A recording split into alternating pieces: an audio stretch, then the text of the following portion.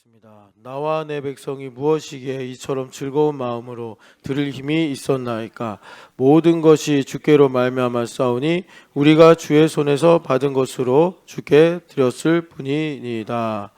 아멘. 지금 이 말씀이 그냥 액면 1차원적으로 우리가 보면은 예물에 관한 말씀이라는 건 뭐 여러분들에게 다른 설명을 안 드려도 다 아실 거예요. 예물을 드렸단 말이에요. 그리고서 이제 하나님께 하나님 이렇게 예물 드렸으니까 나 복 주세요. 뭐 나 잘 되게 해주세요. 뭐 이런 기대를 말하는 게 아니라 이 드린 것조차도 하나님 허락하셔서 하나님 나에게 은혜 주셔서 내가 드린 거지 뭐 내가 믿음이 좋아서 내가 힘이 있어서 드린 게 아니지 않습니까? 이렇게 주님께 호리도 남김없이 영광을 돌리는 그런 고백이죠. 그런데 그 이유가 뭐냐 봤더니 이 모든 것이 다 주님으로부터 말미암아서 주님 손에서 받은 것으로 우리가 드렸을 뿐입니다라고 다윗 왕이 말합니다. 이 안에 참 큰 그러니까 다윗 왕의 인생이 농축이 되어 있다. 이렇게 우리가 이제 볼 수 있는데 이제 이 말씀을 가지고 우리가 또 기도하는 은혜가 있었으면 좋겠습니다. 그 예물이라고 그랬잖아요. 예물이 그러니까 이제 우리가 주일에 드리는 거, 예배 시간에 드리는 그 예물이 있죠. 예. 뭐 우리가 흔히 말하는 뭐 헌금. 사실 근데 여러분 성경 보면은 예물은 그러니까 이제 만약에 양을 키우는 사람이 양을 드리고 또 뭐 소도 키우면 소도 드리고 뭐 정 양도 없고 소도 없다 그러면 이제 산에 가서 비둘기 잡아와라 주님 그러시고 그리고 이제 농사 짓는 사람은 그 뭡니까 과일이나 뭐 이런 곡물 같은 걸로 하나님께 또 예물을 드리고 이랬단 말이에요. 근데 요즘에는 이게 참 이게 미묘한 그러니까 하나님으로부터 멀어지는 흐름이에요. 그러니까 그런 걸로 안 드리잖아요. 다 돈으로. 이제는 그러니까 옛날에는요. 이게 지폐로 우리 부모님 세대 때 지폐로 예물을 드릴 때는 신권으로 다 이제 바꿔서 약간 좀 우리가 보면 그럴 필요까지 있나 이제 싶은 생각이 드는데도 불구하고 이제 하나님께서 받으시니까 빳빳한 신권으로 이렇게 예물을 드리던 부모님의 기억이 있어요 저한테. 근데 지금은 이제 그런 것도 말하자면 간소화돼 가지고 그냥 온라인으로 이렇게 우리가 드리지 않습니까? 그러면서 사실 잃어버리는 게 많아요. 생각을 해보세요. 양을 키워요. 근데 여러분 있잖아요. 그 어린 양이 대표적인 하나의 이미지인데 그 이스라엘 사람들이 이제 양을 키우고 이럴 때 어린 양 같은 경우는 개처럼 이렇게 품고 자요. 이렇게. 예. 그러니까는 보통 6월절 어린 양이 보면은 1년 된 양인데 걔 얼마나 예쁘겠어요. 강아지도 예쁜데.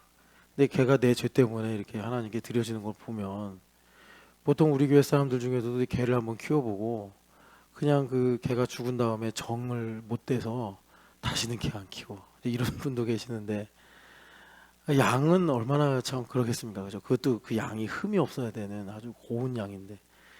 그러니까 그 양을 하나님께 예물로 드리는 거하고 근데 걔가 죽는단 말이에요. 가가지고 피가 다 빠져 죽을 걸 다 봐야 돼.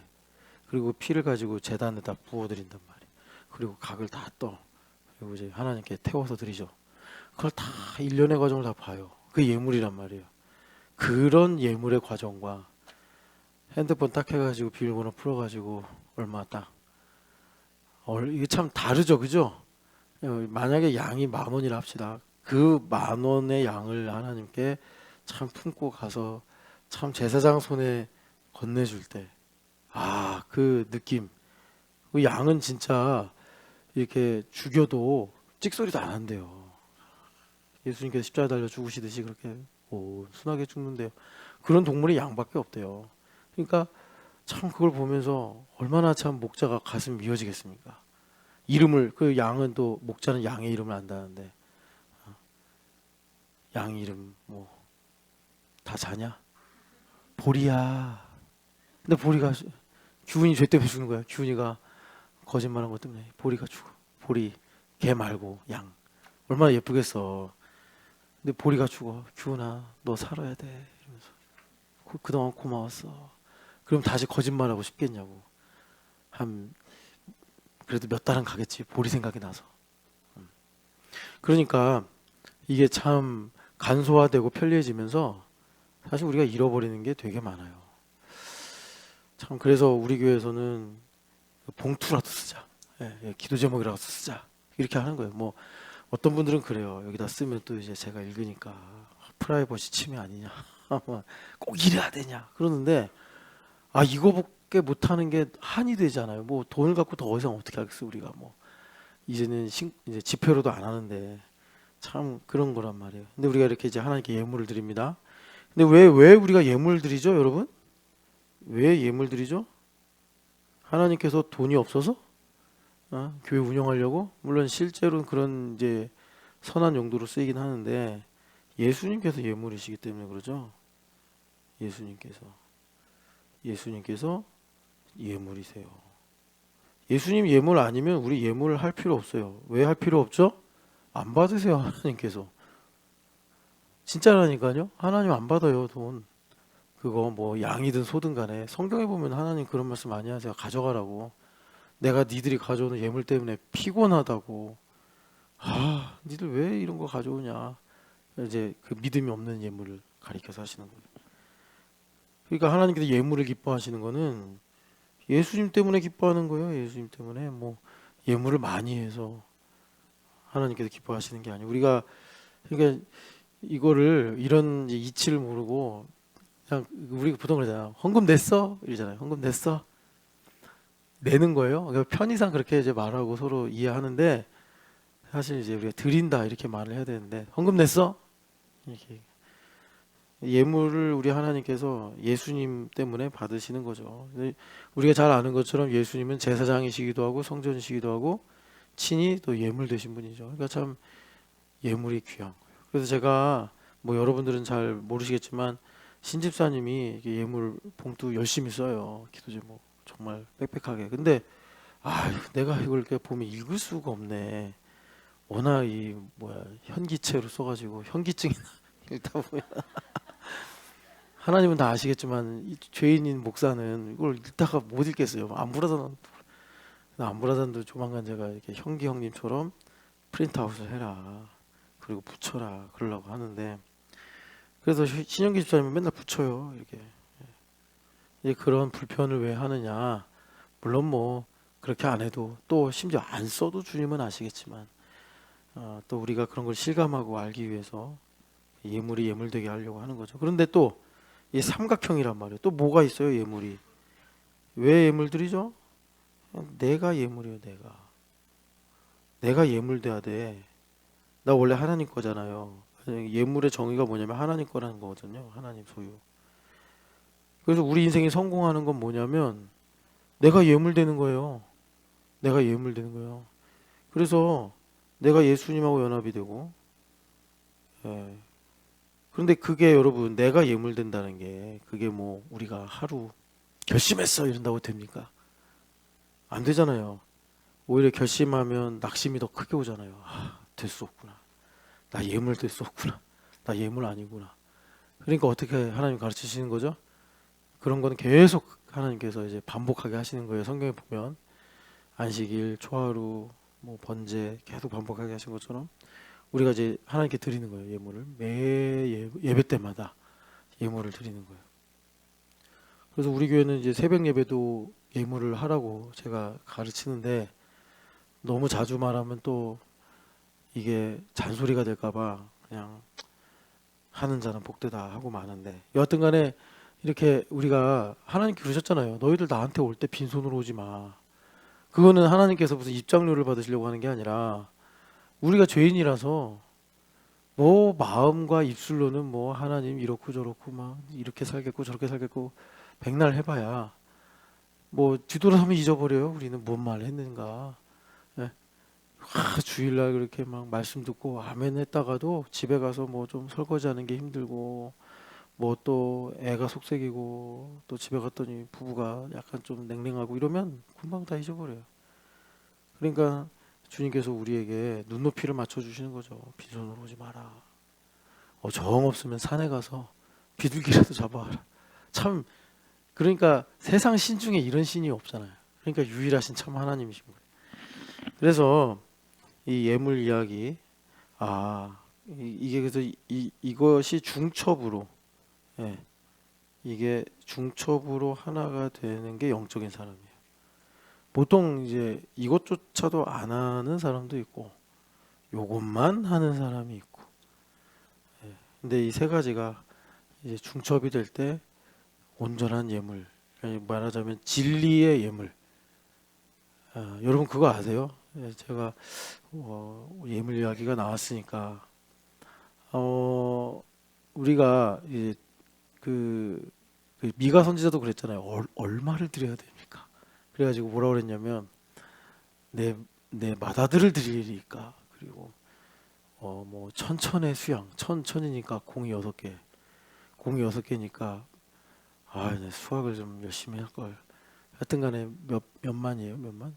하여튼 그런 양을 드리리까. 내 생명을 드리리까. 그러니까 여러분 있잖아요. 예물에 진리가 있어요. 진리. 여기 트라이앵글이잖아요. 세 가지가. 이게 딱 맞아. 그러니까 정삼각형으로 완전하게 딱 맞아 들어가는 게 진리의 예물이에요. 네, 진리의 예물. 그러니까 우리가 또 이렇게 이제 살다 보면 또 너무 많은 생각을 가지고 살 수는 없으니 정해놓고 뭐 또 수입도 일정하잖아요. 보통 일반적으로. 그러니까 11조 드리고 또 감사 예물 드리고 나눔 예물 드리고 이렇게 하는 건데 사실 이 예물엔 진리가 있습니다. 진리. 예, 진리가 있어요. 그러니까 말하자면 철야 때 여러분들이 이 시간에 기도하면서 5천 원이 질릴 수 있고 다음 주 철야 때는 10,000원이 질릴 수 있고 어떤 철야 때는 뭐 100만 원이 질릴 수 있고 예, 그렇습니다. 이게 살아 있어야 돼요. 내 마음을 하나님께 드리는 이것이 살아 있어야 돼요. 근데 이거는 상당한 고수입니다. 왜냐하면 이제 제가 이렇게 얘기하잖아요. 그러면 우리는 여러분 5천 원이 더 좋습니까? 100만 원이 더 좋습니까? 100만 원이 더 좋지. 예? 신영기 집사님이 허윤실 자매한테 여보 생일 축하해 하고 10만 원 주는 거랑 여보 당신 사랑해 1,000만 원 주는 거랑 막 아마 또 허윤실 자매 막 너무 행복할 거예요. 주님 살아계신 게 확실하군요. 막 이러면서 지난번에 신 집사님이 노예 계약하면서 500만 원 인센티브 받아오니까 그렇게 한 주 동안 그냥 너무 행복해하더라고. 목사님 뭐 얘들아 어디 가자 뭐 키자니아 가자 막 이러고 막. 네.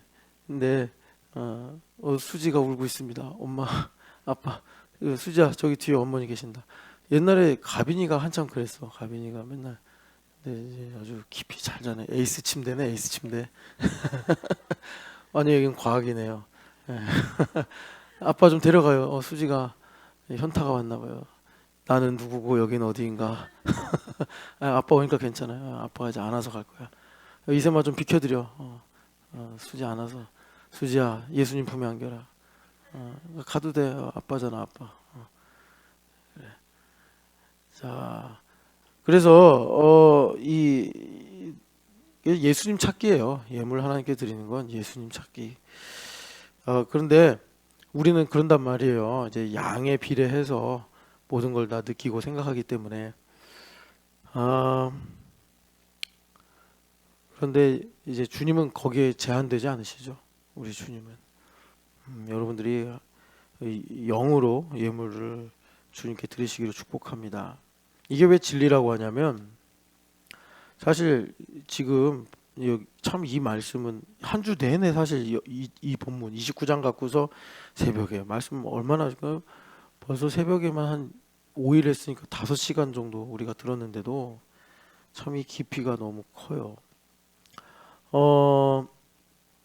그런데 여기 이제 누구죠? 다윗 왕이 이 모든 것이 다 주님으로 말미암았습니다. 그러면서 우리가 주의 손에서 받은 것으로 주님께 드렸을 뿐입니다. 이렇게 말씀을 하시는데 이걸 가지고 바울 사도가 로마서를 우리가 좀 봤죠. 다시 한번 보면 로마서 11장을 보면 11장 33절부터 36절 우리 한 번 더 읽어봅시다. 참 그리고 로마서는 9장부터 11장이 상당히 중요한 장이에요.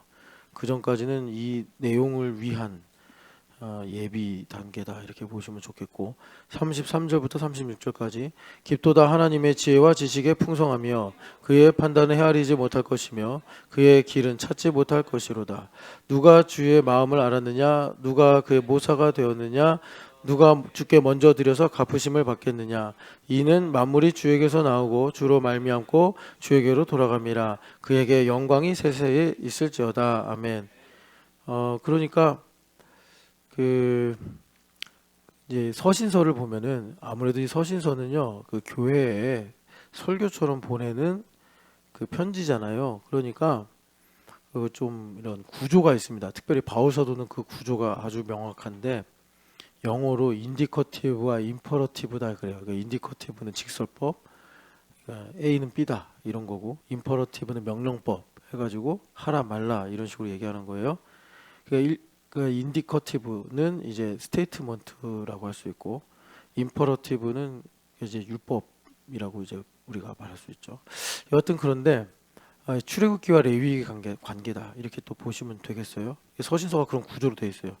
그러니까 36절까지가 이제 인디커티브입니다. 그래서 그 A는 B다라고 하는 법리를 스테이트먼트로 쭉 쓰시는데 그 결론이 마침내 33절부터 36절에 이제 딱 정리가 되는 거고, 그리고부터는 여러분 아시겠지만 여기 보면은 이제 거룩한 산제물로 드려라, 분별하라 계속 그러시죠. 여기서부터 이제 힘쓰라, 뭐 그죠?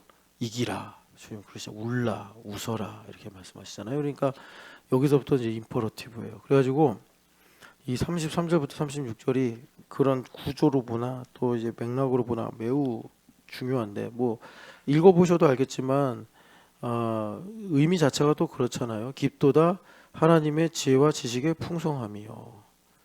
이걸 우리가 알고 또 가져야 참 인생이 행복하겠죠. 이걸 그러니까 문제는 문제가 아니라 내가 하나님의 위대하심을 모르고 권능을 모르는 게 문제인데, 그 지혜와 지식의 풍요로움을 가지고 있으면, 그러니까 다윗 왕이 하나님의 위대하심과 권능과 영광과 위엄과 이런 이제 찬양을 아까 역대상 29장에서 하잖아요.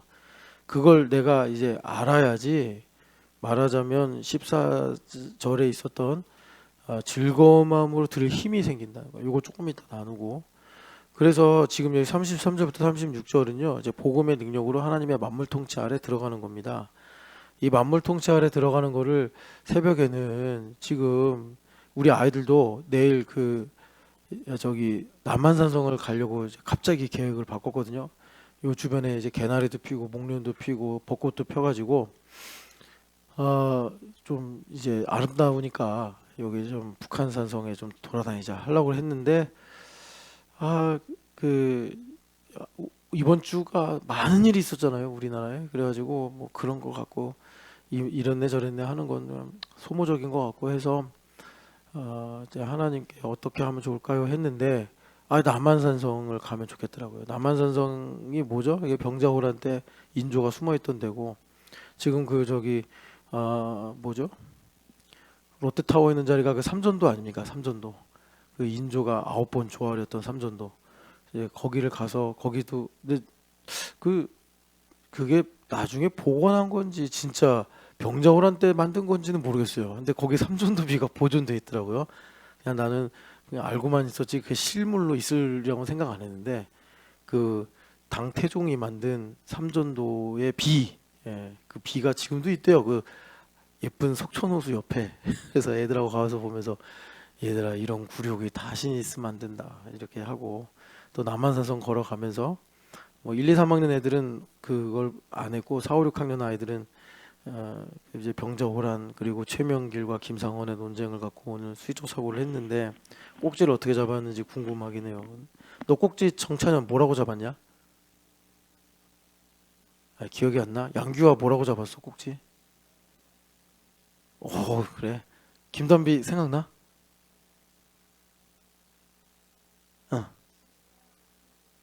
어. 그래, 그렇지, 그렇지, 그렇지. 예준 씨 뭐라고 잡았어요? 기대, 지혜를 구하는 기도. 정찬현 뭐 했어? 양규는 지혜를 쓰는 방법. 이세미는 꿈나라에서 주님을 뵙고 있구나. 그래요. 그런 하여튼 그 지혜가 필요하죠. 이제 지금 여러분 트럼프가 우리나라 보고 최악의 나라라고 그랬어요. 그죠? 최악의 나라. 그리고 중국은 우리나라를 이제 본격적으로 생산 기지로 만들려고 하는 비하들을 앞세워서 참 중국 쪽에 붙어야 사는지 미국 쪽에 붙어야 사는지 이제 여러분 그 역사가들이 일종의 예언을 하잖아요. 그래서 그 소련의 붕괴를 맞췄던 프랑스의 역사학자가 20년 전에 이제 미국도 할 만큼 했다 그랬는데 그때 그렇게 말한 징조들이 지금 뭐 말하자면 금리나 뭐 또 그 나라 물가나 또 그 나라의 여러 이제 사회적 구조나 이런 걸로 이제 나타나니까 또 마치 그러나 보다 이러고 있어요. 그 원래 미국이 여러분 고립주의였잖아요. 근데 2차 세계대전 이후에 지금까지 이어져 온 어떤 자유주의 무역 같은 뭐 그런 거에 상징으로 이렇게 세계를 쭉 옛날에 영국이나 네덜란드처럼 쭉 선도해 오다가 이제 힘이 다 했나 보다 늙었나 보다 미국도 지금 이제 그런 상황을 보는 것 같아요. 여하튼 이제 우리 아이들이 살 세상은 제가 우리가 배우고 느끼던 이제 세상과는 좀 너무나 다른 중국이 만만치 않다는 거 여러분. 그 옛날에는 그러니까 여러분 요번에 빌 게이츠 자서전 나왔잖아요. 빌 게이츠가 중학교 때 2억을 번 사람이에요. 프로그램을 하나 만들어 가지고. 그러니까 탁월한 사람인 거죠. 근데 이제는 미국에 그런 사람 없어요. 안 나와요. 뭐 일론 머스크 이제 있긴 한데 그 사람은 이렇게 팔고 사고를 잘해서 그렇게 된 거고 실제로 자기가 어떤 이런 만들어내고 이런 건 아니고 지금 뭐 샘 올트만이 AI라고 해가지고 앞서 있는 것 같은데 지금 제가 이렇게 얼마 전에 중국이 어떠냐라는 거를 이렇게 어떤 기사를 가지고 봤는데 그러니까 뭐 요즘에 핫 이슈라고 하는 AI나 양자나 뭐 여러 가지 이제 과학 이런 데 있잖아요. 기술. 거기서 천재라고 불리는 사람 다 중국인이에요. 미국인 없어요. 유럽은 뭐 아예 없고 우리나라도 뭐 그냥 먼 산 보고 있는 격이고. 야, 중국 이렇게 막강하구나. 그리고 그런 사람들이 다 미국에서 박사를 따고 뭐 저도 뭐 중국 이 발음이 익숙하지 않아서 이름 다 잊어버렸는데 다 이제 뭐 어느 대학 뭐 이렇게 다 중국으로 회귀하고 있다 그러더라고요. 그 왜 그러냐면 환경이 더 좋다는 거예요. 뭐 데이터라든지 뭐 여러 가지 논문이나 연구를 할 수 있는 환경이 훨씬 더 중국이 더 좋다라고 지금 이제 그들이 평가하니까 자기의 이런 이제 인생의 성공을 위해서 과감하게 미국의 좋은 대학들 다 자리 교수 다 버리고 중국으로 다 가고 있다. 그러니까 이제 말하자면 이런 상황에서 이제 아이들도 그렇지만 우리도 일상을 잃어버리지 않기 위해서 하나님의 만물 통치 아래 들어가야 된다. 그래서 지금 34절 36절 참 중요하다. 왜냐하면 만물 통치에 관한 내용이라서. 그래서 우리가 하나님의 지혜와 지식의 풍성함을 누려야 되는데 그의 판단은 헤아릴 수 없으며 그의 길은 찾을 수가 없다. 이렇게 바울 사도가 말씀하세요. 이건 욥기에서도 이렇게 말씀하셨고 그런데 아까 다윗 왕은 이걸 알았다고 얘기하잖아요. 그래서 내가 이런 걸 드릴 힘이 있었던 것입니다. 라고 얘기하는 거예요. 그런데 이것과 같은 격이 뭐냐면 34절에 주님의 마음을 갖는 것이다. 이렇게 말씀을 해요. 주님의 마음을 갖는 것이다. 그래서 주님의 마음을 내가 가지면 어떻게 되느냐? 이제 주님의 모사가 된다. 주님의 뜻이 무엇인지 깨닫고 분별하게 된다. 이렇게 되는 것이고 35절에 여기 이것이 이제 지금 우리가 서두에 들었던 말씀하고 연결되죠. 예물이 바로 이런 것이다. 그러니까 우리가 예물을 드릴 때 습관이 아니라 물론 이제 좋은 것이 습관이 됐다라고 하는 건 이제 유익이 있지만 안 좋은 의미의 습관적인 거 있잖아요. 안 좋은 의미의 습관적. 그러니까 예물이 습관적이 되면 안 되는데, 그래가지고 영적인 혹은 이제 진리로서의 가치를 잃어버리면 그냥 돈 내는 거죠. 진짜 헌금 내고 사는 거죠. 근데 우리가 정말 하나님 앞에 드리는 바, 그래서 성령 하나님께서 인치시고 성령 하나님께서 이 예물을 가지고 나와 예수님과 그리고 만물을 다스리시는 그 안으로 나를 이렇게 들어오게 하시는, 그게 여기 35절에 누가 먼저 드려서 갚으심을 받겠느냐. 이 말씀은 이제 뭘 염두에 두고서 하시는 말씀이냐면, 우리가 예물을 드리는 바에 따라서 나의 삶에 하나님의 만물 통치가 나온다. 온유도 많이 졸린가 보네. 그러니까 온유도 차정원 집사님한테는 이 만물 중에 하나잖아요. 만물 중에 하나. 뭐 중요한 것 중에 덩어리라고 할 수 있죠. 덩어리가 집에 하나 더 있는 큰 덩어리 하나. 큰 덩어리 아버지 계시니까 와도 되는데 요즘에 왜 철야를 이렇게 큰 덩어리 잘 안 올라와가지고 작은 덩어리 큰 덩어리 만물이 있는데, 참 그 이제 많은 생각을 하죠. 큰 덩어리에 관해서도 작은 덩어리에 관해서도. 근데 그런 모든 일들을 하나님 다스리실 때 차정원 자매야 평안하고, 운이야 왜 이렇게 엄마를 흔들어? 졸려서 그래? 누워서 자도 돼. 아니야? 상당히 지금 뭔가 힘들어 보이는데. 근데 그런 모든 트리거가 예물에 있다는 겁니다. 근데 이걸 우리가 어떻게 알고 하냐 이거예요. 큰 덩어리한테 무슨 일이 생길지를 어떻게 알고, 그리고 작은 덩어리한테 무슨 일이 생길지 우리가 어떻게 알고 미리 반응을 하냐. 그럴 수 없다는 거예요. 그러니까 우리가 성경에서 계속 정직한 걸 되게 강조하고, 아까 29장에서도 하나님 정직한 걸 기뻐하십니다. 이 정직하다라는 건 뭐냐면, 그러니까 내 안에 하나님을 속이는, 치팅하는, 다른 말로 내 힘으로 살려고 하는 꿍꿍이 이런 게 없는 상태. 그래서 우리가 이제 이런단 말이에요. 하나님, 여러분 성경에 너무나 많이 나오니까 그냥 여러분들 제가 본문을 안 찾아도 그냥 이거 성경에 있는 말씀이다라고 이해하셔도 틀리지 않아요. 하나님 왜 말씀을 안 이루어 주십니까? 왜 하나님 말씀하고 다르게 하십니까? 더 나아가서 하박국 선지자 같은 경우는 그렇게 하는 게 맞습니까? 틀린 거 아닙니까? 이제 이렇게까지 기도하잖아요. 욥도 사실 그런 질문을 한 거고 하나님 앞에. 근데 하나님은 결국은 뭐라고 답을 주시죠? 네 마음이 문제야. 그러니까 하나님은 절대 선이시고 절대 의잖아요. 그러니까 하나님은 무엇이든지 하실 수가 있고 무슨 계획이든지 못 이루실 분이 없는 거예요. 내 생각하고 다르게, 내가 알던 것과 틀리게 하나님은 하셔도 하나님이 오르신 거지 내가 오를 리가 없단 말이에요.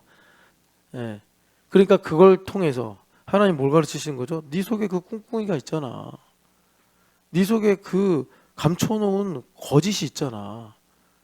그러니까 하나님께서 이제 만물을 통치하신다는 거는 여기 36절에도 나오지만 영광의 문제예요. 근데 하나님께서 43장에도, 이사야서 43장에도 말씀하지만 내 영광을 다른 신에게 내가 주지 않겠다. 이거는 뭐 영원부터 영원까지 진리예요. 만약에 하나님께서 영광이 너무나 많으셔서 나 영광 좀 나눠줄까? 이러면 하나님 아닌 거예요.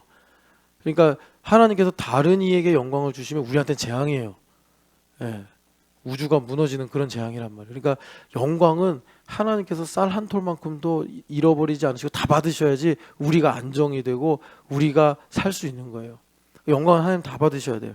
근데 만물 통치는 뭐냐면, 말하자면 루시엘이 타락한 것처럼 나를 통해서 하나님께 영광을 돌려야 되는데, 이게 나를 통해서 가려고 그럴 때 내 안에 숨은 불의가 있으면 내가 죽어버린단 말이에요. 우시아 왕처럼 나병에 걸리고 헤롯처럼 창자가 터지고 이런 일이 생긴단 말이에요. 그러니까 하나님께서 만물 통치를 하시려고 그러는데 내 안에 그런, 뭐 우리가 연약하고 죄인이니까 우리는 참 뭐 그런 생각 안 하고 사는 줄 알았는데, 하나님 보실 땐 인내, 그런 거예요. 동방에 있는 욥도 인내해가지고 여러분 욥기에 다 나오는 거 아닙니까? 그러니까 이 영광의 문제 때문에 하나님께서 참 이제 그런 일들을 우리에게 중요하게 말씀하시는 거예요. 그래서 누가 주께 먼저 드려서 갚으심을 받겠냐. 예물이라는 것이 그러니까 하나님께서 나의 삶에 이제 역사하시는 만물 통치의 트리거가 되는구나. 근데 우리는 그냥 모르고 그날 너무 감사해서, 그날 너무 감동이 돼서, 아니면 뭐 또 그 영적인 것은 고린도전서 12장에 끌려가는 거다 그랬잖아요. 성령 하나님의 끌리심 때문에 뭐 이런 경우도 있더라고요. 10만 원을 헌금하려고 그러는데, 그래서 어떤 분들은 그냥 한글로 10만 원 이렇게 쓰더라고요. 안전하게. 근데 이걸 이제 이렇게 쓰시는 분들이잖아요. 이거 아닌데. 이게 10만 원이죠. 그러니까 공 하나 더 붙이는 거지. 아닌데. 근데 이제 이거 지울 수 없다. 그래가지고 10만 원인데 100만 원이 됐네. 그래가지고 몇 분 계세요 우리 교회 이런 분들. 이거 주님 쓰시겠나 보다. 근데 여러분들이 혹시 이거 아닙니다 주님 아닙니다. 하나님 10만 원입니다 10만 원. 공 5개 10만 원. 이거 아닙니다. 아주집회 봉도 받고 이러면 이제 이삭이 야곱을 축복하다가 이거 아닌데 이제 이런 이상한 이제 현상이 생기는 거예요. 근데 저도 그랬어요. 저 처음에 우리 입당할 때 돈을 아무리 모아도 500만 원밖에 안 되는 거예요. 그래서 주님 500개 썼어요 제가. 근데 갑자기 그때 재정팀에서 온 거예요. 옛날 재정팀 목사님 어떡하실 겁니까? 네? 공 하나를 더 붙이고 웃더라고요. 웃고 있어요 재정팀. 뭐 어쩌자는 거지? 그 다음 이야기는 여러분 상상해 받겠습니다. 하여튼 그랬어요. 그래가지고 그 트리거가 되는 거예요. 트리거가. 여러분 꼭 기억하시고 많이 하라는 얘기가 아니에요. 우리 주님은 두렙돈도 제일 많이 했다 이러신 분이잖아요. 정말 주님 말씀대로 인과 신과 의를 가지고 예물 드리는 거예요. 믿음과 사랑과 정의를 갖고. 정의는 이제 우리의 정의가 아니라 하나님의 공의죠. 그걸 갖고 우리가 하나님께 예물을 드리면 이것도 하고 저것도 하여 우리를 살리시는 거죠. 자, 그래서 이것이 결과적으로는 36절 주님께로부터 나와서 주님께로 돌아가는구나. 내가 성전으로 살고 성전으로 지어져 가는 삶을 사는구나. 이걸 주님께서 우리에게 알게 하신다. 우리가 그렇게 살아갈 때 주님께서 나를 만물의 통치 가운데 있게 하신다. 그래서 셋째 인을 뗄 때 보리도 밀도 인플레이션이 강하게 오는데 포도주와 감람류는 지켜주시겠다. 성도의 기업과 가정을 하나님은 우리가 볼 때는 똑같은 차원에 사는 것 같지만 하나님 보실 때는 아니란 말이에요. 우리는 하늘나라에 속한 백성이고 세상 사람들은 정말 미국에 속했거나 한국에 속했거나 중국에 속해 있는 거예요. 흑암의 나라에 속해 있는 거예요. 그러니까 여러분 우리는 감람류와 포도주로 하나님 지켜주신다고 말씀하시는 거예요. 자, 그래서 다시 이제 우리가 아까 역대상 14장으로 29장으로 가면 14절 이게 힘이 있어야 돼. 이러려면 우리 힘이 있어야 돼요. 즐거운 마음으로 드릴 힘이 있었나이까. 이제 즐거운 마음이 뭐냐면 여러분 이제 기도해야 되니까. 근데 오늘 왜 이 서자매들이 안 왔지? 여행 갔나서 가끔 여행도 가긴 하더라고요. 자, 요런 단어가 있어요. 히브리어인데 나디바, 네디바, 이래요. 이게 뭐냐면 우리가 잘 아는 말로 낙헌제예요. 낙헌제 어렵죠 이름이. 그래서 영어로 보면은 그냥 이게 willingly 이런 단어도 있더라고요. offering. 안부라잔도 안 하고 오늘 좀 희한한 날이네. 이게 자원에서 드린다 이런 말이에요. 다른 데서는 이제 freely 이렇게 낙헌제. 그러니까는 속죄제 속건제랑 완전히 달라요. 그건 어떻게 보면 의무잖아요. 내가 죄가 있으면 회개하면서 하나님께 마땅히 드려야 되고 번제도 하나님 명령하신 거니까 그런 것인데 이거는 어떤 드려야 되는 절기도 없어요. 내가 마음에 기쁨을 주시고 감사를 주시면 내가 자원해서 하나님께 가져가는 거예요. 이게 낙헌제예요. 근데 이 힘을 하나님 주신다는 거예요. 이 힘을. 이 힘이 어디서 오느냐? 잘 들어봐요. 이것도 내러티브로밖에 설명이 안 돼요. 우리 아이 좀 이렇게 해줘. 그래. 그러니까 무슨 말이냐면 여러분 이 낙헌제가 어디 나오냐면 출애굽기 36장인가 5장에 나와요. 그러니까 지금도 성전 드리는 내용, 성전을 짓는 내용이잖아요. 거기선 성막을 짓는데 이스라엘 백성들이 한번 가볼까요? 출애굽기 36장을 한번 가보겠습니다. 출애굽기 36장을 보면은 거기 2절부터 보면은 모세가 브살렐과 오홀리압 그리고 이제 여러 사람들에게 성막을 짓게 하려고 그렇게 이제 일을 시켰대요. 그래서 3절에 보면은 자, 같이 읽어보겠습니다. 그들이 이스라엘 자손의 성소의 모든 것을 만들기 위하여 가져온 예물을 모세에게서 받으니라. 그러나 백성이 아침마다 자원하는 예물을 연하여 가져왔으므로 계속해서 이 백성들이 이 즐거운 마음으로 힘을 다하여 하나님께 예물을 드리는 거예요. 그런데 이렇게 하다가 이제 부살렐과 오홀리압을 중심으로 하는 성막을 짓는 사람들이 이를 중지하고 온 거예요. 왜 그럴까? 5절 읽어보겠습니다. 모세에게 말하여 이르되 백성이 너무 많이 가져오므로 여호와께서 명령하신 일에 쓰기에 남음이 있나이다. 그래가지고 모세 선생님이 진중에 공포하여 그만 가져와. 그래가지고 이제 멈췄다라고 해요. 그러면 여러분 우리가 이렇게 보면은 아 이스라엘 백성들이 성막 짓는 걸 되게 기뻐했구나 이럴 수 있어요. 잘 봐요 흐름을. 그러니까 무슨 말이냐면 30 그러니까 사장에 모세 선생님이 두 번째 올라갑니다. 시내산에. 왜 올라갔죠? 첫 번째 돌판이 깨졌어요. 첫 번째 돌판 왜 깨졌죠? 30 이제 3장 2장 가면은 금송아지를 만들어 가지고 하나님께서 지면에서 없애버린다고 그랬어요. 이스라엘 백성들을 다. 그죠? 32장에 보면은 하나님께서 내가 그들에게 진노하여 32장 10절 보니까 그들을 다 진멸해버리고 지금 한 추정컨대 200만이 넘는 사람들인데 다 없애버리고 아브라함을 택하셨듯이 모세 너를 믿음의 조상으로 만들어서 내가 다시 민족을 이루게 할 거야. 이렇게 하시니까 모세 선생님이 옳습니다. 이렇게 하신 게 아니라 우리는 그래요. 우리는 하나님 이렇게 말씀하시면 그렇습니다 주님. 이러면 안 된다는 거예요. 이거 하나님 말씀을 잘 알고 우리가 하나님 마음과 합해야 되는데 모세는 그렇게 안 하고 어찌하여 주님 그러십니까 하면서 살려달라고 기도를 하죠. 그래서 하나님께서 용서하시고 두 번째 돌판을 주시는 건데 이 금송아지가 뭡니까? 이스라엘 백성들이 노예 주제에 무슨 금이 있어요. 그러니까 10번째 재앙 끝나고 쫓겨나듯이 출애굽을 하는데 마치 그 상황이 전쟁에서 승리한 상황이랑 똑같아. 그래가지고 전리품을 획득하고 나오는 거예요. 그러니까 그 이제 애굽에서 전리품을 획득하고 나오는 거예요.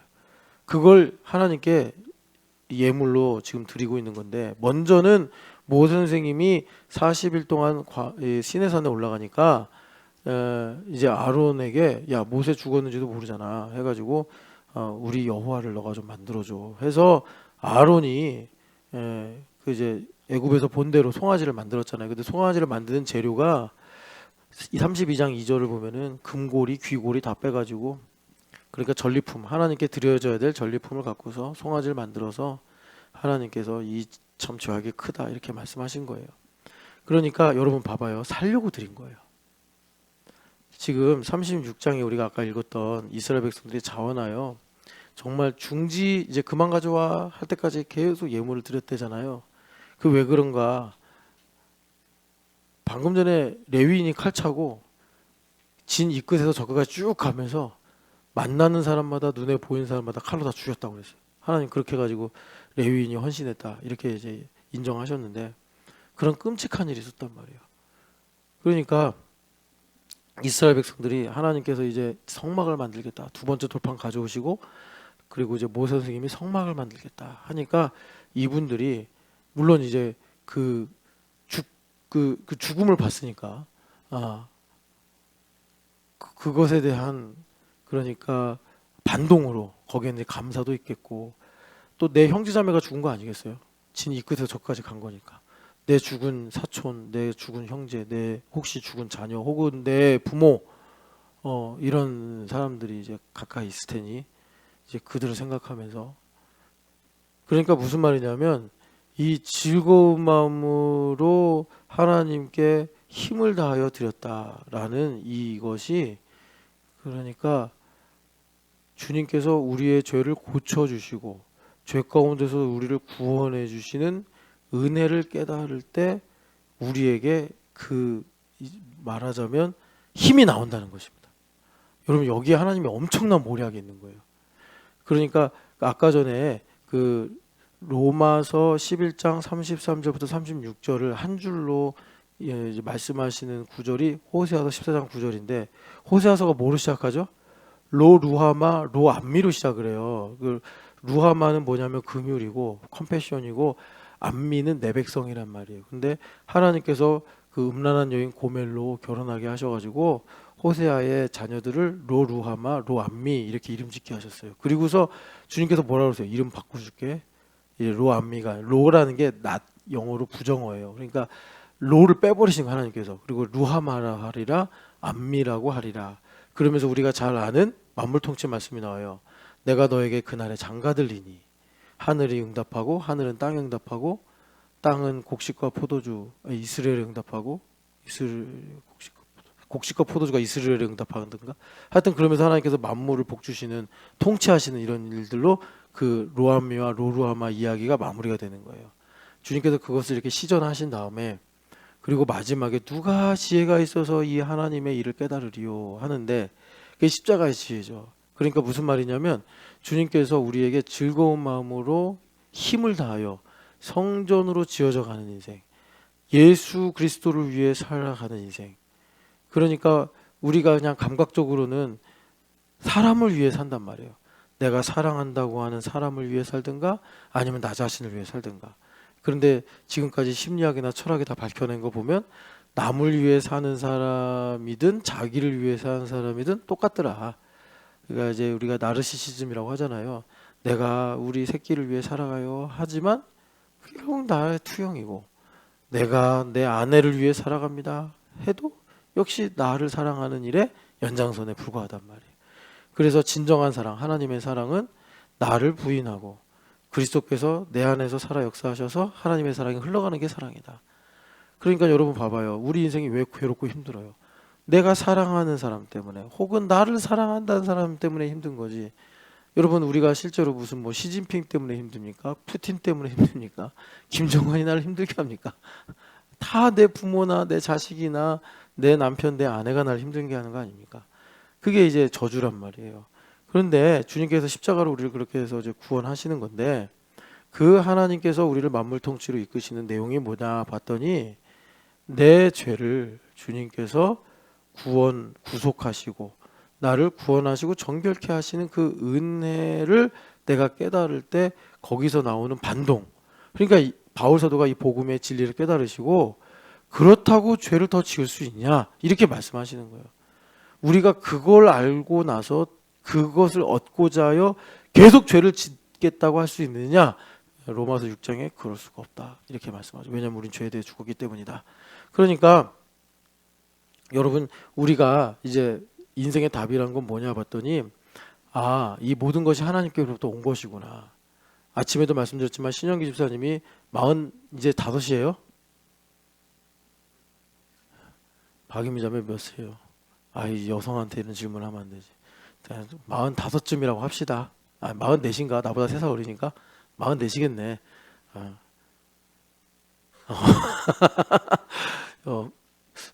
이상하다. 나보다 3살 어리는데. 40네. 만 나이로 아직 생일 안 지났어요? 그럼 44시네. 사땡. 자, 그러니까 이제 44인데 44년의 인생 돌아보니 주님께로부터 온 거예요. 자기가. 네.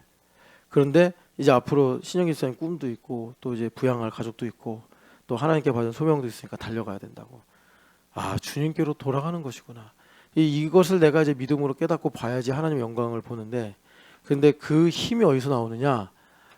신 집사님이 막 하나님 모르고 자기 마음대로 하고 이번에 일본 비전 트립 가서 막 박인미 멱살 잡고 막 이거를 이제 내가 회개할 때 내가 주를 위해 살리라. 이런 놀라운 하나님의 은혜의 감격이 내 안에 일어나서 성전으로 지어져가는 인생을 살아가게 된다라고 주님 말씀하시는 거예요. 그래서 제가 지금 길지만 이 밤에 여러분 피곤하시지만 출애굽기에 이스라엘 백성들이 왜 이렇게 자원해서 드렸는가? 금송아지의 저주로부터 구원하신 하나님의 은혜가 너무나 귀하고 한편으로는 두렵고 떨리고 한편으로는 너무나 감사하고 다 진멸해 버리신다고 했다가 주님께서 스탑 하시고 한 번 더 기회를 줄게. 이 하나님의 로 루하마에서 루하마로 가고 로 암미에서 암미로 가는 그날에 내가 장가들리라 긍휼과 은총과 이렇게 쭉 나오잖아요. 그걸 이제 내 인생에서 깨닫는 거예요. 자, 다시 한번 또 이렇게 말씀드리겠습니다. 여러분 우리 인생은 제로섬이라고 욥이 말을 해요. 이건 율법으로 진리예요. 제로섬이에요. 빈손으로 왔다 빈손으로 간다 이 말이에요. 다 하나님 주신 거란 말이죠. 그러니까 무슨 말이냐? 여러분 나는 덜 받은 것 같고 하나님 나에게 안 주신 것 같지만 우리 주님의 만약에 대차 대조표가 있다면 수입 지출이 똑같다는 거예요. 우리한테. 기준은요 하나님의 뜻이에요. 하나님의 뜻. 그러니까 이거를 이제 그리스도 안에서, 율법이 아니라 해 아래서가 아니라 그리스도 예수 안에서 보면은, 자, 그러니까 마이너스, 안 주신 것도 주신 것이고 주신 것도 주신 것인데, 놀라운 거는 나를 위해 죽으시고 부활하신 그리스도 예수 안에서 보면은 주신 것보다 안 주신 게 기하급수로 하나님의 은혜를 더 크게 하더라는 거예요. 그러니까 아까 전에 기도했던 바울 사도가 이제 믿음이라는 게 뭐냐, 내가 예수님을 믿는다는 게 뭐냐를 세 가지로 말했어요. 그리스도를 아는 것과 부활의 권능을 아는 것과, 그리고 마지막에 뭐예요? 고난에 참여함을 아는 것과. 이거는요 마이너스란 말이에요. 그런데 단계로 보면은 그리스도를 알아야지 부활의 권능을 알고, 부활의 권능을 가질 때 그러니까 내 인생의 마이너스가 이게 마이너스가 아니었네. 음수 곱하기 음수가 양수가 되네. 이제 이렇게 되면서 우리가 주님의 놀라운 섭리 가운데서 만물 통치 가운데로 들어가더라라는 것입니다. 그러니까 만물 통치는 뭐냐? 다른 말로 말씀드리면 내가 빼앗긴 것을 원수마귀가 내 거라고 주장하는 거예요. 예정되기는 하나님 나를 통해 영광 받으시려고 계획을 다 해놓으셨는데 우리가 선악과 먹고 흑암으로 걸어 들어가는 바람에 원수마귀가 다 내 거야. 천하만국 영광 다 내 거야. 신령기의 시간, 신령기의 힘, 신령기의 능력, 신령기의 모든 자산 다 내 거야 하고서 지금 막 괴롭힌단 말이에요. 그런데 우리가 이제 예물로 살아가면서 다윗 왕이 전리품을 획득해서 하나님께 드리듯이 이스라엘 백성들이 10번의 재앙을 지나고서 그 모든 것을 다 빼앗아 와가지고 성막에 예물로 드리듯이 우리 인생을 예물로 성전 지어져가는 인생을 살게 하시더라라는 것입니다. 빼앗아 와야 된다는 거예요. 여러분, 그럴 때 이제 우리에게 주님께서 말씀하시는 것이 자원하여 드리는 힘이 우리 가운데 있어야 된다. 그러니까 우리 가운데 예수님 정말 골로새서의 말씀대로 영광의 소망이 되셔야 된다. 그래서 우리가 정말 살다가 미끄러지고 구덩이에 빠져도 우리 입은 어떻게 말을 해야 돼요? 하나님이 이러실 수가 있습니까가 아니라 오직 주를 위해. 이게 돼야 된단 말이에요. 그게 영광의 비밀의 소망이란 말이에요. 그리스도가 그 영광의 소망이 되신다고 우리한테. 그래서 나로 인해서 나로 말미암아 그러니까 하나님께 자원하여 이제 드리는 이 영광스러운 삶을 살게 하신다라는 것입니다. 그럴 때 주님께서 우리 인생에 답을 주시고 길을 여시고 하늘 문을 여시는 줄을 믿습니다. 우리 같이 기도하겠습니다. 이제 얼마 안 남았는데